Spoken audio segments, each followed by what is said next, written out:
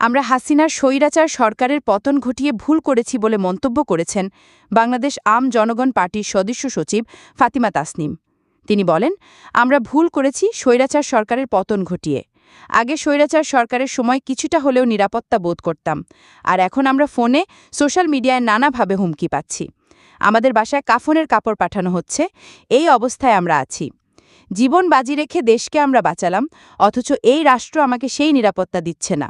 তাহলে এই আন্দোলন করে কি লাভ হলো? এত রক্ত দিয়ে কি লাভ হলো? তিনি বলেন, আমরা স্বৈরাচারী আমলের চেয়েও করুণ অবস্থার মধ্যে আছি।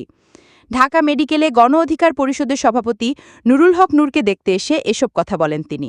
এ সময় সাবেক ভিপি ও গণ অধিকার পরিষদের সভাপতি নুরুল হক নূরের উপর হামলার প্রতিবাদ জানান তিনি। ফাতিমা তাসনিম বলেন, এই নূরের রক্তের উপর এই সরকার বসে আছে। এই ঘটনায় ৭২ ঘণ্টার মধ্যে বিচার দাবি জানিয়েছেন তিনি।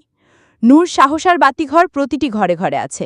দেশে বিদেশি কোনো ষড়যন্ত্র প্রতিষ্ঠা করতে দেওয়া হবে না।